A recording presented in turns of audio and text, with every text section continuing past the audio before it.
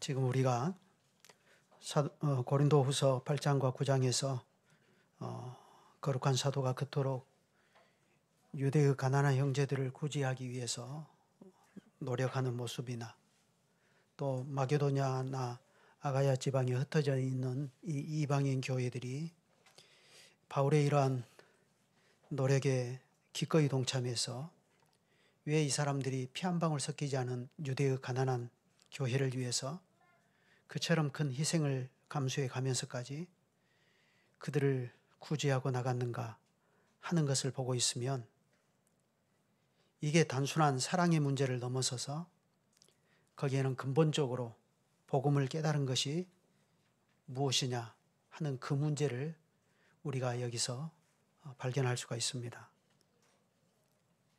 흔히 우리가 복음을 알았다 하면서도 너는 네 떡 먹고 나는 내 떡 먹는다 하는 그러한 정신으로 얼마든지 우리가 살아갈 수 있습니다. 물론 세상에서는 그런 개인주의나 또 자기를 우선시하는 그런 이기적인 생각이 다른 사람들이나 또 자기가 속한 공동체에 피해만 주지 않는다면 그런 것은 얼마든지 용인될 수 있고 오히려 세상은 그런 개인주의를 상당 부분 권장하기도 합니다. 그렇지만 하나님의 교회에서는 그러한 태도가 용인되기 어려운 이유는 그것이 하나님 나라의 복음을 제대로 깨달았다 하기가 어려운 까닭입니다.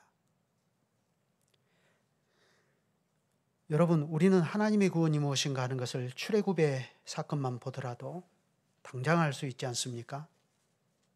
하나님께서는 이스라엘 자손을 애굽에서 건져내시고 그들에게 가나안 땅을 주어서 영원한 기업을 삼게 하실 때에 그러면 하나님께서는 이스라엘 백성이 가나안 땅에 들어가서 그 땅에서 너는 네 떡 먹고 나는 내 떡 먹어라 하는 그런 정신으로 그 땅에서 살게 하셨습니까?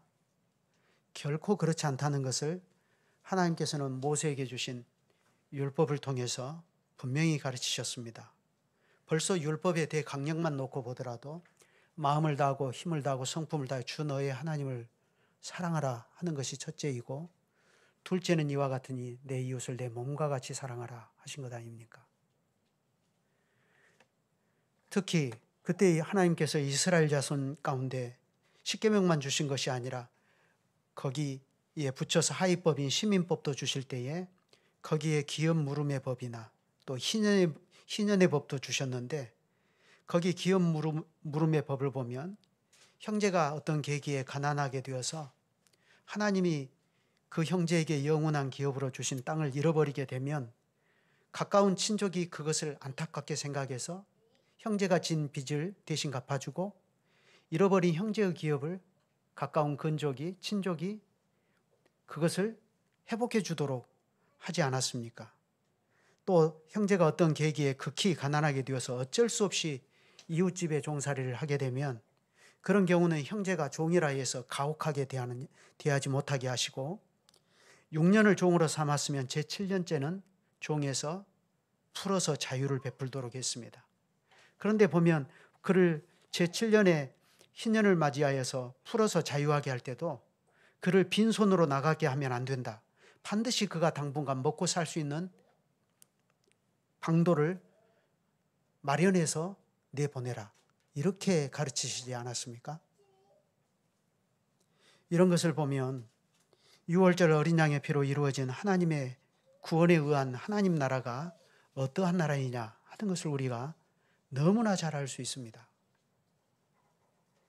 이것이 거룩한 복음으로 운영이 되고 복음으로 다스림을 받는 하나님의 나라입니다. 그런데 이 하나님의 나라는 얼마나 따뜻한 나라입니까? 이 나라는 결코 차갑거나 싸늘하지 않고 온기가 있는 나라입니다. 그러니까 본성적으로 차갑고 싸늘한 사람은 교회 안에 앉아 있을 수가 없는 거예요. 이런 것을 배우면 성품이 바뀌는 거예요.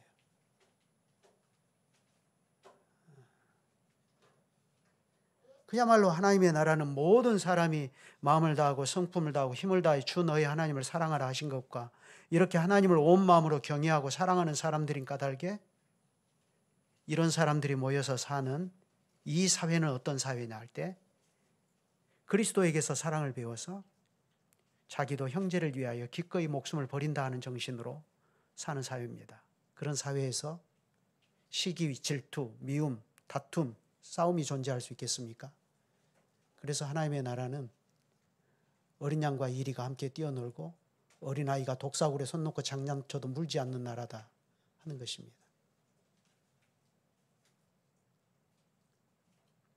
그래 하나님께서는 이러한 나라가 구약에서는 주로 이스라엘 나라와 유대 민족을 중심으로 이루어지게 하셨습니다.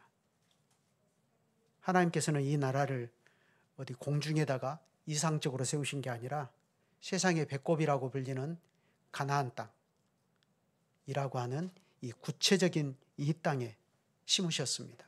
마치 농부가 자기 밭에다가 겨자씨 하나를 심은 것처럼 하나님께서는 이 거룩한 제사장 나라가 가나안 땅에 심어져서 그때부터 이 나라가 커지고 커져서 이렇게 하나님을 사랑하고 또한 형제를 자기 몸처럼 사랑하는 그런 나라가 온 세상의 종국에는 충만하게 하시는 것입니다.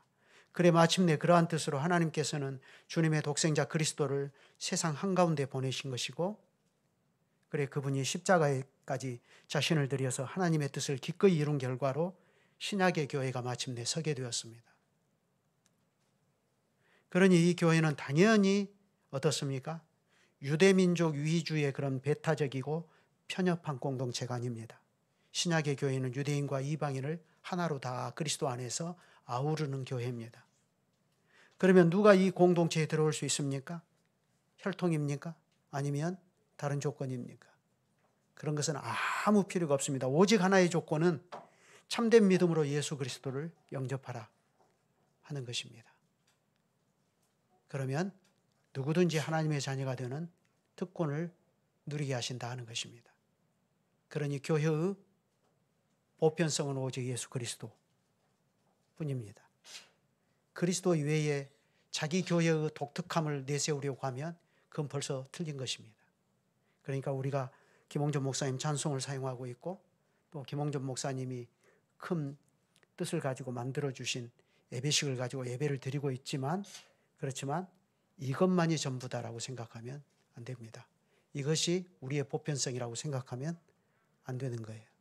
우리는 귀향에 우리 교단의 찬송이 이것이고 예배식이 이거니까 이렇게 하는 거지 이거 가지고 다른 사람들 판단해서 당신들 틀렸다. 당신들하고 우리하고는 다르다. 이렇게 해버리면 벌써 우리는 잘못된 거예요. 그리스도만이 보편성이에요. 그리하여 구약시대부터 하나님께서 가나안 땅에 이루려고 하신 따뜻한 이 하나님의 나라가 신약의 교회 안에서 마침내 실현이 되게 하셨습니다. 실제로 초대교회를 보면 그게 과연 실현되었다는 것을 잘 보여주지 않습니까? 믿는 사람이 다 함께 있어 모든 물건을 서로 통용하고 또 재산과 소유를 팔아 각 사람의 필요를 따라 나눠주며 하나님을 찬미하며 또 온 백성에게 칭송을 받으니 주께서 구원받는 사람을 날마다 더하게 하시니라 했습니다.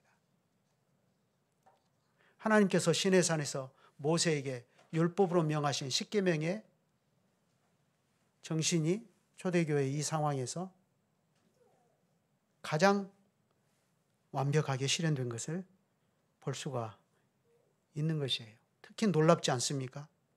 믿는 사람이 다 함께해서 모든 물건을 서로 통용하고 재산과 소유를 팔아 각 사람의 필요를 따라 나눠주면서 하나님을 찬미하며 온 백성에게 칭송을 받았다 그랬습니다. 세상에서는 이런 사회를 볼 수가 없거든요. 그러니까 안 믿는 사람들이라도 이 거룩한 사회를 보면서 칭찬하는 거예요. 근데 왜 이 칭찬을 교회가 받는다는 것이 중요하죠? 너희가 서로 사랑하며 이로써 하나님이 너희가 그리스도 안에서 내 제자인 것을 알리라. 주님께서 말씀하셨고 이러한 사랑의 방식으로 너희가 그리스도 안에서 피차 형제 사랑을 이루고 하나가 되면 아버지께서 나를 보내신 것을 세상으로 하여금 알게 할 것이다. 이렇게 말씀하셨어요. 전도는 말로 하는 게 아닙니다. 교회의 교회됨을 실현하고 나가는 데서 전도가 이루어지게 되는 거예요. 그건 우리 자녀들에게도 마찬가지 아닙니까? 우리 자녀들에게 이 교회가 거룩한 교회다는 것을 뭘로 보여주겠습니까? 대단한 신학자들을 이 교회에 모셔와가지고 자꾸 특강하고 하나님 말씀을 막 배우고 그럼으로써입니까? 예, 물론 그것도 필요하죠. 일부는 필요합니다. 그런데 하나님의 말씀을 배워서 머리만 커지면 뭐합니까? 머리만 커져가지고 자꾸 별것 아닌 문제 가지고 논쟁하고 변론하고 다투고 그래서 교회 쪼개지고 그러면 그게 무슨 소용이 있어요? 아무 소용이 없는 거예요. 자녀들은 거기서 교회를 못 배워요. 복음을 못 배웁니다. 다 교회 떠나게 돼 있어요. 오히려 약간의 부족이 보이고 그래도 근본적으로 그리스도 안에서 틀린 것이 아니라면 그걸 포용하고 나가는 거예요. 그럼 서로 사랑하기를 힘쓰는 거예요. 그러면 자녀들이 그 교회에서 능력을 보는 거예요. 복음의 능력을 보는 거죠. 사람들이 그 교회를 칭찬할 수밖에 없는 거예요. 그 칭찬은 먼저 교회 내부에서 나오는 거예요. 야, 우리가 참 부족하지만 하나님의 은혜로 이런 교회를 이루고 있는 게 감사하다. 서로 그렇게 교회 안에 교우들끼리 격려하고 그렇게 서로 칭찬하고 그러지 않겠습니까?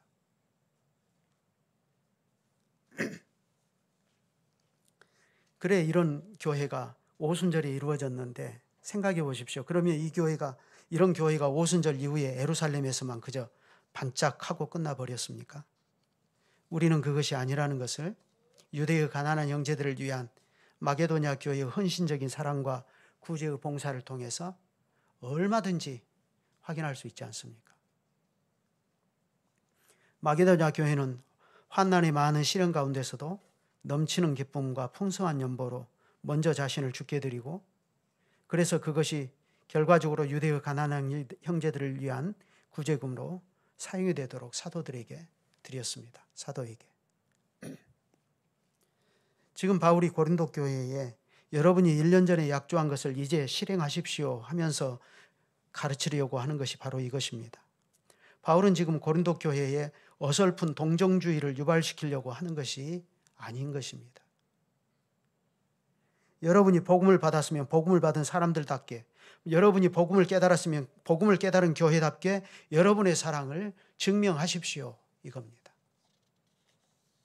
그럴 때 그러면 어떻게 하는 것이 복음을 바르게 깨달은 사람의 헌상이겠습니까? 바울은 3가지로 말합니다. 미리 하나님께 드릴 생각을 가지고 구별해서 준비하라는 것이고 각각 그 마음에 정한 대로 하라는 것이고 인색함이라 억지로 하지 말라는 것입니다. 그러면서 하나님께서는 즐겨내는 자를 사랑하신다 합니다. 결국 중요한 것은 즐겨내는 것입니다. 앞에서 말한 이 헌상의 3가지 자세가 결국에는 즐겨내는 것으로 귀결됩니다. 그러면 어떻게 해야 우리가 즐겨낼 수 있죠? 그것은 헌상이 뭐냐 하는 것을 깨닫는 데서부터 시작됩니다. 헌상이 뭐죠? 헌상은 먼저 자신을 하나님께 드리는 것입니다. 마게도냐 교회가 그러지 않았습니까? 저희가 먼저 자신을 하나님께 드리고 또 하나님의 뜻을 조차 우리에게 주었도다. 헌상은 자신을 먼저 하나님께 드리는 겁니다. 그럴 때 그 하나님께 드리는 자기 자신이 누구냐 하는 그 자신에 대한 정체성이 깨달아져야 돼요. 내가 누구냐? 예, 우리는 우리 자신이 죄인이라는 것을 잘 압니다. 그래서 그리스도의 구속이 없이는 특별히 이번 주간이 고난주간인데 우리를 위해서 십자가의 고난을 당하신 이 그리스도의 고난에 이 은혜가 없이는 우리는 사죄받을 수 없는 죄인이다 하는 것, 그거 깨닫는 것도 대단히 중요합니다. 그런데 복음에서 그것만 깨닫고 마는 것이 아니라 거기서 한 가지 더 얹혀서 더 중요하게 깨달아야 할 것이 있습니다. 그게 뭐죠? 우리는 이 복음 안에서 그리스도의 지체로 존재하는구나. 마게도냐 교회가 바울로부터 복음을 받고 깨달은 게 바로 그거예요. 이방인 우리와 유대인 우리가 그리스도 안에서 하나이구나. 그러니 유대의 가난한 형제들이 우리에게 먼저 복음을 받은 대로 우리에게 복음을 전해 주어서 우리가 그들 때문에 이 생명의 복음을 받았다 하는 것을 늘 감사하게 생각하고 그런데 그렇게 사랑의 빚을 졌다 하는 그 교회가 기근과 핍박으로 극한 가난에 내몰려 있다라는 소식을 들었을 때 그들은 외면하지 않고 자기들도 환난에 많은 시련으로 어려움을 겪고 있지만 그래도 그 극한 가난 속에서도 힘에 지나도록 연보하여서 그래서 그 연보로 유대의 가난한 형제들을 구제할 수 있도록 한 거예요. 그런데 그걸 이 사람들은 어떻게 했다고요? 먼저 자신을 하나님께 드렸다는 거예요. 그게 하나님의 뜻이라는 것을 알고. 그래서 연보, 그게 무슨 말이라고 그랬죠? 지난주에. 찬송, 축복, 연보 다 같은 단어라고 그랬죠.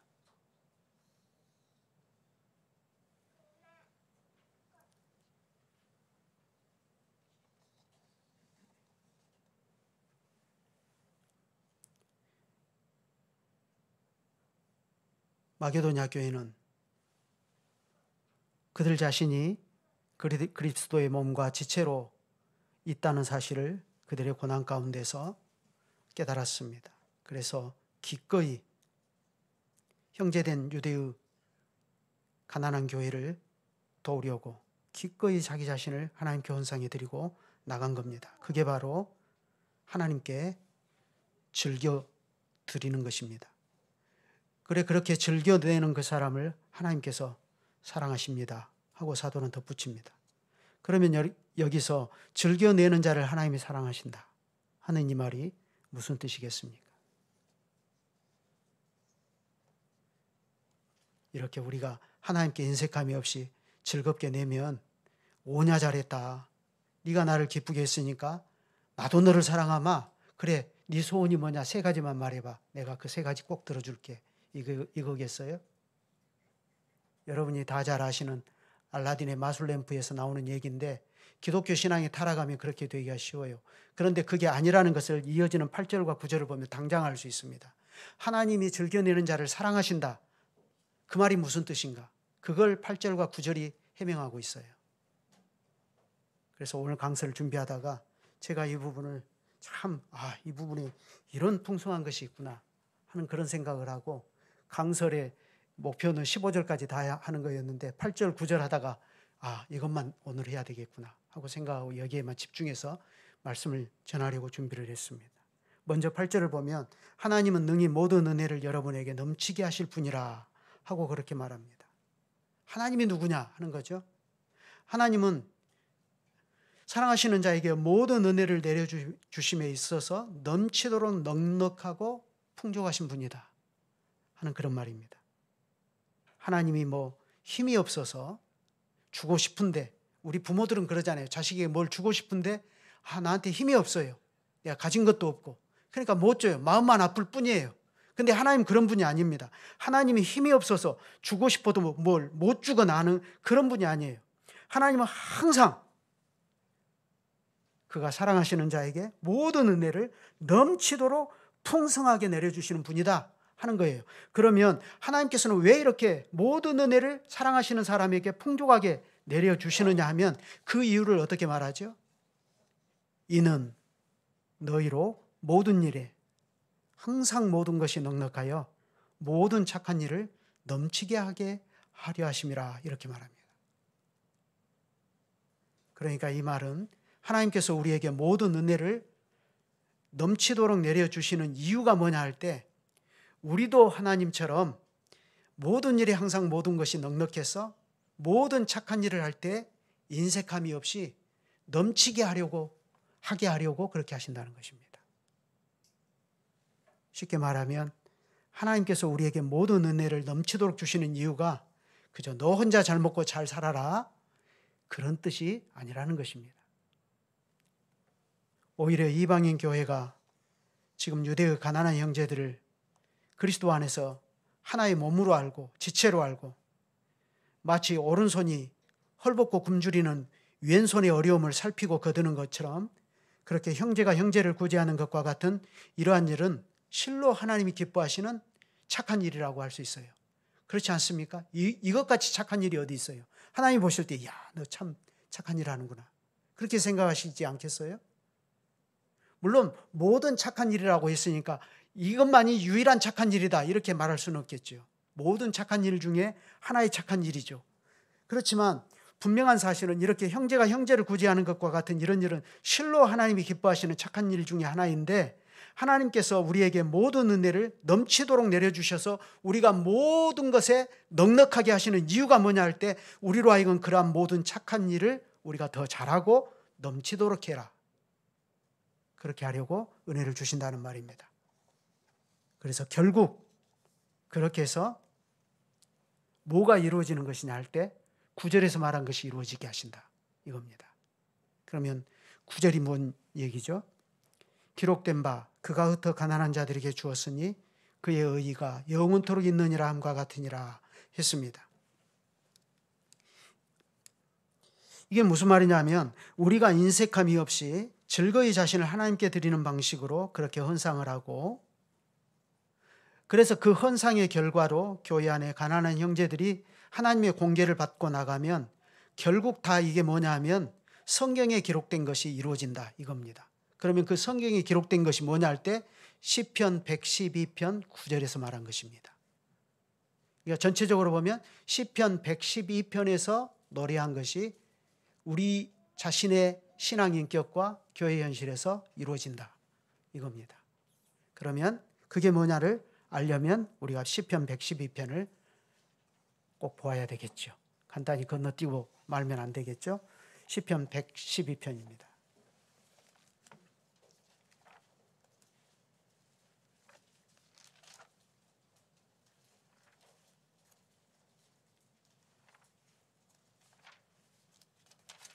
자, 거기 1절부터 10절까지 한번 같이 교독을 해보십시다. 제가 1절 하면 여러분 2절 하십시오. 할렐루야, 여호와를 경외하며 그 계명을 크게 즐거워하는 자는 복이 있도다.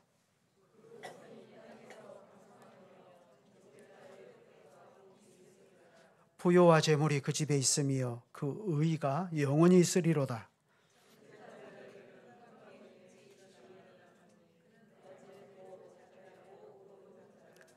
은혜를 베풀며 꾸이는 자는 잘 되나니 그 일을 공의로 하리로다.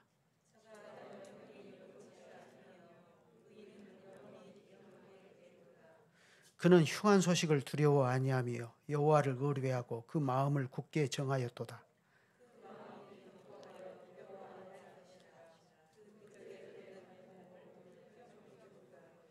저가 재물을 흩어 빈궁한 자에게 주었으니 그 의의가 영원히 있고 그 뿔이 영화로이 들리리로다.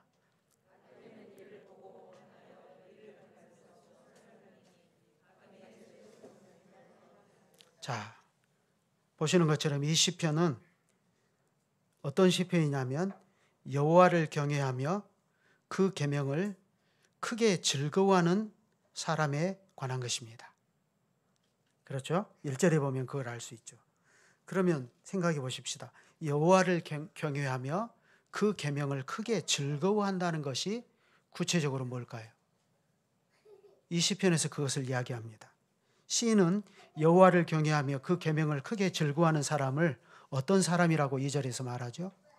정직자라고 이렇게 말합니다. 정직한 사람.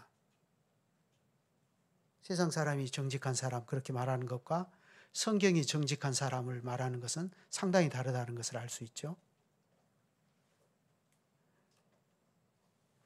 정직한 사람인데 이 정직한 사람을 2절과 3절에서는 어떤 모습으로 그리죠? 지극히 복된 모습으로 그립니다. 2절에서는 그의 후손과 관련해서 그의 후손이 땅에서 강성하고 복이 있다, 이렇게 말합니다. 요즘 사람들은 뭐 혼인도 하지 않고 자녀들도 잘 낳지 않고 그러니까 그 자손의 풍성함이 무슨 복이지 이렇게 생각할지 모르겠지만 고대 사람들에게는요, 이 후대가 이 자손이 아주 번성해서 풍성하다는 것은 어마어마한 복이라고요. 이게 그러니까 후대 자손이 땅에서 강성하고 복이 있다 했고, 그리고 3절을 보면 또 거기에 더해서 부와 재물이 그의 집에 있다 이렇게 말합니다. 그런데 이 사람이 보면 부와 재물을 어떻게 사용하느냐 하면 공의로 사용한다 이렇게 말합니다. 나중에 보면 그 밑에서 그런 얘기를 하죠. 5절에 은혜를 베풀며 꾸이는 자는 잘 되나니 그 일을 공의로 하리로다. 이렇게 말하죠. 그러니까 보면 이 사람이 하나님께서 자기 집에 이런 어떻게 보면 어마무시한 복을 주셨는데, 그렇잖아요. 자손도 다 잘 되고 또 재물도 많고 굉장한 복을 주셨는데, 그러면 이 사람이 복을, 그 하나님이 주신 복을 어떻게 사용하는 걸 보십시오. 4절에 보면 그는 자비롭고 긍휼이 많으며 의롭다 하고 이렇게 말합니다. 또 5절에 보면 은혜를 베풀며 구워주는 자라 하고 이렇게 말합니다. 그런데 이런 것들을 어떻게 한다고요? 공의로 한다. 다시 말해서 정의롭게 한다. 그런 말입니다. 이 말이 무슨 말입니까? 이 사람은 가난하다고 해서 무조건 가난한 사람 편드는 것이 아니에요. 부자라고 해서 또 무조건 부자 편드는 것도 아닙니다. 그가 은혜를 베풀며 구워주는 일을 하는데 그 일을 어떻게 한다고요? 정의롭게 한다. 그러니까 이 사람이 자신의 재물을 흩어 가난한 자를 구제하는 것도 어떻게 한다는 거예요? 그냥 동정심에 이끌려서 막 이렇게 한다는 게 아니라 하나님의, 그가 크게 즐거워하고 사랑하는 하나님의 계명을 따라서 한다, 이 말이에요. 하나님의 법에 따라서 정의롭게 한다 하는 것입니다. 얼핏 보면 가난한 사람을 그냥 긍휼히 여기고 자비를 베풀는 것 같은데, 그러나 자세히 보면 거기에 공의, 다시 말해서 정의가 함께 있다 하는 것입니다. 그러면 이 사람에게는 이런 복된 모습만 있냐? 이 사람에게는 아무 두려움도 없고 걱정도 없냐? 여호와를 경외하며 그의 계명을 크게 즐거워하는 사람이니까 이 사람은 모든 것이 천하태평이고 만사형통인가? 한번 살펴보세요. 7절 봐보세요. 6절부터 뭐라고 했습니까? 그는 영원히 흔들리지 아니하며 했는데, 이 말은 뭘 암시하고 있죠? 이 사람 주변에 이 사람을 자꾸 잡아 흔드는 일들이 있다는 것을 암시하죠. 그게 구체적으로 뭔가를 7절이 말합니다. 그는 흉한 소문을 두려워하지 아니하며 여호와를 의뢰하고 그의 마음을 굳게 정하였다 하고 이렇게 말합니다. 또 8절은요. 그 마음이 견고하여 두려워 아니할 것이라 그 대적에 받는 보응을 필경보리로다 이렇게 말합니다. 그러니까 이런 것을 보면 이 여호와를 경외하며 하나님의 계명을 크게 즐거워하는, 기뻐하는 이 사람도 역시 어려움이 있다 하는 것을 알 수 있습니다. 그런데 그 어려움이 누구 때문이죠? 그 주변에 있는 대적들 때문이라고 말합니다. 그러면 이 대적들은 틀림없이 이 사람이 여호와를 경외하며 그의 계명을 크게 즐거워하는 것을 못마땅하게 생각하는 사람이죠. 그런 사람들이 지금 이 사람 주변에 포진해 있습니다.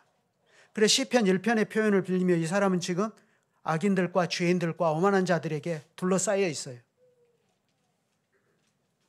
그렇다면 그들의 위협이 얼마나 무섭겠습니까? 이 악인들 때문에, 대적들 때문에 들려오는 흉흉한 소문들 때문에 밤에 잠도 잘 이루지 못할 것 같은데, 그런데 이 사람은 그러한 흉한 소문에도 불구하고 두려워하지 아니합니다. 왜요? 이는 그가 여호와를 의뢰하고 그의 마음을 굳게 정한 까닭이라 합니다. 그런데 그런 형편에서도 이 사람이 하나님께서 그에게 주신 복을 잘 사용해서 이런 일이 있다는 겁니다. 그가 재물을 흩어 빈궁한 자들에게 주었으니 그의 의의가 영구히 있고 그의 불이 영광 중에 들리리로다. 그런데 반면에 10절을 보면 이 악인들, 대적들, 이들은 그걸 보고 한탄하여 이를 갈면서 소멸되리니 악인들의 욕망은 사라지리로다 하고 이렇게 말합니다. 시편 1편에서 말한 것과 같이 의인은 여호와의 집에 영원히 거하지만 악인은 그렇지 않음이요 오직 바람이 나는 개와 같아서 그러한 악인들은 심판을 견디지 못하고 죄인들은 의인의 해중에 들지 못합니다. 결국 사도 바울은 신자가 복음을 깨달아서 자기가 그리스도의 몸의 지체로 존재하는 것을 알고 그리스도의 지체답게 하나님께서 선하다 하시는 그 일에 자신을 들이되 먼저 자신을 하나님께 드리고 살아가는 그러한 진정한 헌상의 정신을, 이러한 시편을 성취하는 모습으로 이행하고 나간다는 것입니다. 그런데 시편 112편은 여호와를 경외하며 그 계명을 참으로 즐거워하는 자의 복됨을 노래한 시편이지 않습니까? 따라서 사도가 여기서 말하는 참된 헌상에 의하여 이루어지는 사회는 무엇이냐 하는 것을 알 수 있는데, 이 사회는 여호와를 경외하며 그 계명을 참으로 기뻐하는 그러한 사회입니다. 그러한 교회가 이루어지는 것입니다. 이것이 하나님께서 기뻐하시는 선한 일인 까닭에 그 의의가 하나님 나라에서 영원하다 하는 것입니다. 그래 결국 이러한 시편의 성취를 맨 먼저 몸소 보여주신 분이 누구죠? 그리스도십니다. 사도가 8장 9절에서 말하지 않았습니까? 우리 주 예수 그리스도의 은혜를 너희가 알거니와 부요하신 이로서 너희를 위하여 가난하게 되심은 그의 가난함으로 말미암아 너희를 부요하게 하려 하심이라. 방금 우리가 본 대로 시편 112편 9절에서 그가 재물을 흩어 빈궁한 자들에게 주었다 했는데, 그리스도야말로 그 자신의 생명까지 흩어 빈궁한 자들에게 나누어 주시지 않았습니까? 그리스도는 실로 여호와를 경외하며 그 계명을 크게 기뻐하신 자라는 것을 그 자신이 이러한 방식으로 보이신 것입니다. 그리스도는 이 고난 중간에 그를 대적하는 악인들이 온갖 것으로 올무를 만들어서 그를 고소하며 흉한 소문으로 그를 두렵게 했지만 두려워하지 아니하셨습니다. 왜냐하면 그가 여호와를 의뢰하고 그 마음을 굳게 정하신 까닭입니다. 여러분, 평소 복음을 깨달은 사람이 하나님을 경외하는 법입니다. 복음을 깨닫지 못하면 죽었다 깨나도 하나님을 경외할 수 없어요. 종교적인 경건은 흉내낼 수 있을 것입니다. 오직 복음을 깨닫고 하나님의 구원의 세계가 어떤 것인가 하는 것을 바르게 깨달은 사람은 진실로 여호와를 경외하며 그 계명을 크게 즐거워할 수 있습니다. 그럴 때 여호와를 경외하며 그 계명을 크게 즐거워한다는 것이 구체적으로 어떻게 나타나는가 하는 것을 볼 수 있는데, 두 가지로 나타나요.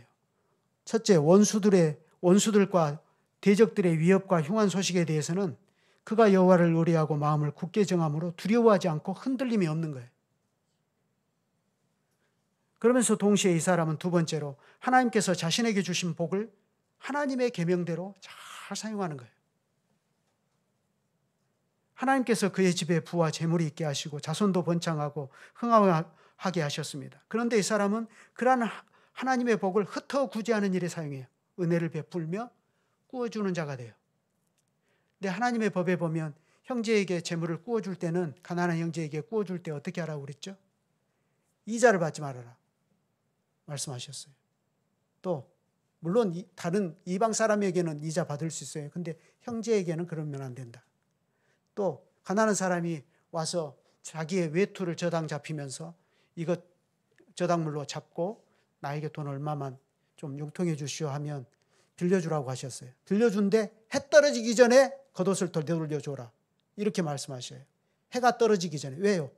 우리는 일교차가 심하지 않으니까 잘 못 느끼는데 이스라엘은요, 낮에는 엄청 더웠다가 저녁에는 영하로 떨어지거든요. 그러니까 겉옷이 필수적으로 있어야 돼요. 가난한 사람의 마지막 소유물은 겉옷이에요. 이 겉옷 저당 잡혀버리면 해 떨어지면 추위로 얼어 죽어요, 그 사람은. 그러니까 빌려준 돈 받기 전에 받든지 못 받든지 상관없이 해가 떨어지기 전에 겉옷 되돌려줘라. 이게 하나님 나라의 정신 아닙니까?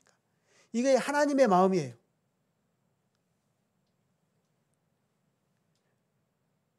신자가 자신을 하나님께 먼저 드리고, 그래서 그러한 헌상의 정신으로 형제를 서로 사랑하고 나가는 사회를 이룬다는 것은 하나님의 계명이 가르치는 이러한 거룩한 사회를 우리가 실현하고 나간다는 이야기가 되는 겁니다.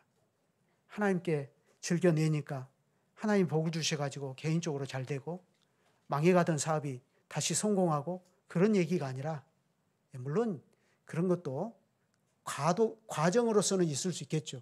근데 다 그게 보편적인 얘기는 아니에요. 왜냐하면 마게도냐는 환난과 극심한 시련 가운데서도 힘에 지나도록 연보해서 이걸 이루고 나갔거든요. 마게도냐 교회를 하나님께서 사도는 예로 들어서 이야기하잖아요. 그런데 이 마게도냐 교회가 누구를 보고 지금 여기서 그런 생각을 한 거예요? 그리스도에게서 사랑을 배워서 이렇게 한 거예요.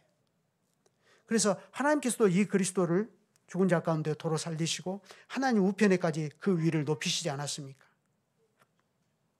그래서 거기에 보면 그 의가 영원토록 있게 하셨다 했는데 과연 하나님께서 그 그리스도의 의를 영원히 존재하도록 하기 위해서 그리스도를 얼마나 높이셨는가? 그의 이름을 모든 이름 위에 뛰어나게 하셔서 하늘에 있는 자들과 땅 아래에 있는 자들로 모든 무릎을 예수의 이름에 꿇게 하시고 모든 입으로 예수 그리스도를 시인하여 하나님 아버지께 영광을 돌리게 하셨느니라 하고 이렇게 말합니다. 세상에 여러분 어찌 이런 일이 있을 수 있겠습니까? 하나님은 질투하시는 하나님이시지 않습니까? 하나님께서는 자신에게 돌려져야 할 영광을 다른 사람이나 다른 피조물에게 돌리는 것을 지극히 미워하시지 않습니까? 그런데 거기에 단 하나의 예외가 있습니다. 하나님께서는 성부를 위하여 십자가에 죽기까지 복종하사 그 뜻을 이루신 그리스도, 참 사람이신 그분에게만 예외를 두시는 거예요. 하나님께 돌려야 할 영광을 참 사람이시고 참 하나님이신 그리스도에게 돌리는 것을 하나님께서는 시기하고 질투하는 것이 아니라 오히려 우리의 인생들이 그리스도의 이름에 무릎을 꿇고 그리스도를 주라 시인하면 하나님께서는 그걸 자기 영광으로 취하셔요. 우리가 그리스도께 돌리는 영광을 하나님께서는 자기 영광을 돌리셔요. 그러니 이것같이 하나님께서 그리스도를 높이신 일이 또 어디 있습니까? 이것같이 그리스도의 의의가 영원토록 있게 하신다 하는 이 말이 이처럼 제대로 실현된 예를 우리가 어디에서 볼 수 있겠어요? 그런데 문제는 종말에는 예수 그리스도 안에 있는 우리도 그리스도와 같아지게 하신다 하는 것이 하나님의 약속입니다. 하나님께서는 우리가 장차 그리스도와 같아지게 하시려고 고난도 함께 받게 하셨습니다. 그것이 하나님의 구원이지 않습니까? 그러니 그리스도로 말미암아 하나님의 구원에 이르게 되고 흑암에서 건짐을 받아서 그리스도의 나라로 옮겨진 우리는 그러면 어떤가? 바울이 우리에게 소개한 이 마게도냐 교회의 모범에서 우리가 따라가야 할 진정한 모델을 거기서 보는 거예요. 마게도냐 교회는 환난이 많은 시련 가운데서 그들의 넘치는 기쁨과 극심한 가난이 그들의 풍성한 연보를 넘치도록 하게 했다 하지 않습니까? 그러니까 이것은 마게도냐 교회가 십자가의 방식으로 하나님의 의를 이루고 나가신 그리스도를 그대로 붙여차가는 것입니다. 우리도 그렇게 살아야 하는 것이라고 주님께서 이 고난 주간에 우리에게 요구하시기를 날마다 자기를 부인하고 자기 십자가를 지고 나를 붙여치라 하시지 않습니까? 하나님을 경외하고 그 계명을 크게 즐거워한다는 것이 여러분 바로 이런 것입니다. 하나님을 경외하니까 주구장창 기도만 하고 전도만 하고 매사에 할렐루야 아멘 하면서 모든 것이 종교적이고 종교인답게 된다는 말이 아닙니다. 물론 우리가 가진 이 믿음은 그걸 담는 최소한의 경건의 외향인 그릇이 필요한 것은 사실입니다. 그렇지만 진실로 여호와를 경외하며 그 계명을 크게 즐거워한다는 것은 이와 같이 하나님이 자신에게 주신 복이 무엇인가를 깨닫고 그 복을 흩어 가난한 자를 구제하는 것과 같은 그런 모든 착한 일에 기꺼이 자신을 하나님께 드리고 살아가는 것입니다. 그러면서 마게도냐 교회와 같이 환난의 많은 시련 가운데서도 두려워하지 않는 것이에요. 무서워서 쩔쩔매지 않는 것입니다. 왜냐하면 여호와를 경외하기 때문이고 마음을 굳게 정한 까닭입니다. 그렇게 해서 우리가 주일이면 예배 시간에 부르는 시편의 노래가 수천 년 전 그 시대를 살아갔던 그 사람들의 노래로 끝나지 않고 오늘 이 시대에 십자가를 지고 주님을 붙여차가는 우리들의 노래가 되게 하는 신비한 일들이 교회 현실에서 이루어지게 하시는 것입니다. 우리가 다 이렇게 그리스도처럼 되고 그리스도의 몸답게 되도록 하나님께서는 능히 모든 은혜를 우리에게 넘치게 하십니다. 그래서 실제로 자기 아들을 아끼지 아니하시고 우리 모든 사람을 위하여 내어주시니가 어찌 그 아들과 함께 모든 것을 우리에게 은사로 주지 아니하시겠느냐 하고 바울이 전했습니다. 이번 주간이 우리 주님의 고난주간인데 이 고난주간에 우리가 묵상하는 십자가는 무엇인가 하는 것을 우리는 이러한 말씀에서도 분명히 깨닫게 됩니다. 기도하시죠.